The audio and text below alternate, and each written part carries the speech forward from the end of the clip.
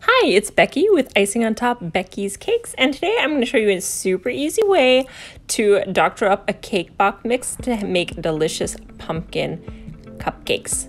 We preheated our oven to 350 and I'm going to get out my Betty Crocker Super Moist Spice Cake Mix. If you only have white or yellow cake mix, you can still use that, but you just have to add half a teaspoon of pumpkin spice and 1 teaspoon of cinnamon. The only thing we're not using on the back of here is the water. We'll still use the eggs and the oil, but the water we're going to substitute for a can of pumpkin and just a teaspoon of vanilla as well. So this is the can of pumpkin I'm using, and this is the vanilla. And the pumpkin, make sure it's 100% pure pumpkin and doesn't have anything else in it but pumpkin. So if it says pumpkin mix or pumpkin pie mix or something like that on it, that's not what you're looking for. You just want to look on the back, and where it says ingredients, it should only say pumpkin, no water, no nothing else. So that's a 15-ounce can of pumpkin. And then, of course, oil, which was on the back of our box, and the eggs. So we'll put the eggs in, and we're going to beat that first. Then after the eggs are beat, we're going to go ahead and add our can of pumpkin.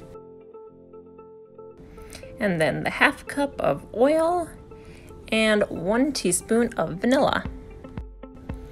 So those are all our wet ingredients. So I'm just going to mix them around on low until they're fully incorporated with each other before I even add the dry ingredients.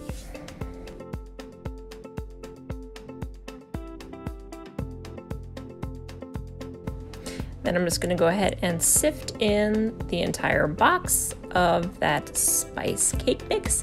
Again, this is the point that if you had white or yellow cake mix, you would also sift it in and then add half a teaspoon of the pumpkin spice and 1 teaspoon of cinnamon. But if you have this spice cake mix, those ingredients are already in the mix for you, so all you have to do is add that, and then we can combine both of these together. And then just mix on low or medium low until everything is fully incorporated. You might want to start low first so that you don't spray yourself with everything. Once that's all mixed in, I'm going to get out my spatula and I'm going to scrape the sides of the bowl and the bottom of the bowl to make sure there's no dry ingredients or anything unmixed on the sides. And then I am going to show you a little tip that I wish I had known a long time ago, because I always made such a mess getting batter into the cupcake pans. I would have like cupcake batter all over the sides of my cupcake pans and stuff. But what I use now is I just use an ice cream scooper that has a little release on it. So you scoop it and it gets the exact amount I need, and then you just dump it right into the cupcake liner. And that's a 1 ounce for the large one, and it's a half an ounce for this little one. So the little one you would only use if you're making mini cupcakes, and then if you bake the mini cupcakes, I usually only bake them for 10 minutes instead of the 12 minutes that we're baking the regular size for. So I just shake it down, make sure that it's a full scoop, and then put that right into the cupcake liner. So that makes it super easy for me because I know I'm getting the same amount every time, and I don't have it all dripping over the sides then. Then give it a couple taps on your counter to get it to settle and put it in the oven for 12 minutes. And when it's out of the oven, I check it with a toothpick to make sure there's no wetness on my toothpick, and therefore I know that it has been fully cooked in the middle. Once they're completely cooled, not warm at all, then I'm ready to decorate them. I'm using the 805 tip. It is just a large writing tip, and I'm just going to go ahead and use my pumpkin buttercream. I'll put the link for the pumpkin buttercream in the details down below so that you can check that out, or you can decorate it with whatever kind of buttercream you want. Cream cheese goes well with pumpkin as well. But yeah, the pumpkin one is scrumptious, so I'm going to put that in the tutorial down below. And I'm just loading it into my bag, and then I will start piping. What I'm going to do is I'm just going to make it real simple.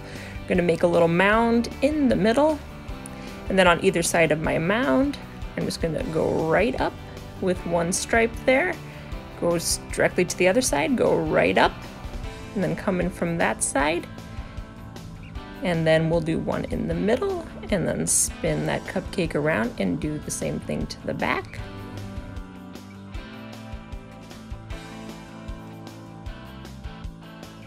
And then I'm going to sprinkle these all with just a teeny bit of nutmeg. You do not want very much because nutmeg can be very overpowering, but I do love the flavor, so I'm going to add just a little bit on these. Then for the very top, I'm going to use some Sweet Polita sprinkles. They're like these little sugar rods, and they don't break your teeth. Believe me, I've tried these out. All you do is just stick them right in the top for our cupcakes. Or you can use a pretzel.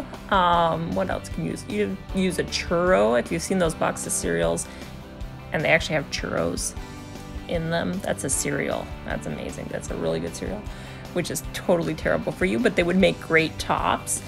Or really, you can use your imagination. Any little top that you want to put on your pumpkins would be super cute. But these little rods from Sweet Polita were perfect. So I just topped off my pumpkin with that, and they were super cute and super easy. That was the great part about this. I was trying to show you something that would be really easy that any of you could do from home. So these were the pumpkin cupcakes that I came up with for that. I hope you enjoyed this tutorial, and if you want to check out that pumpkin buttercream recipe again, it'll be down in the details. Thank you for joining me, and please subscribe to my channel.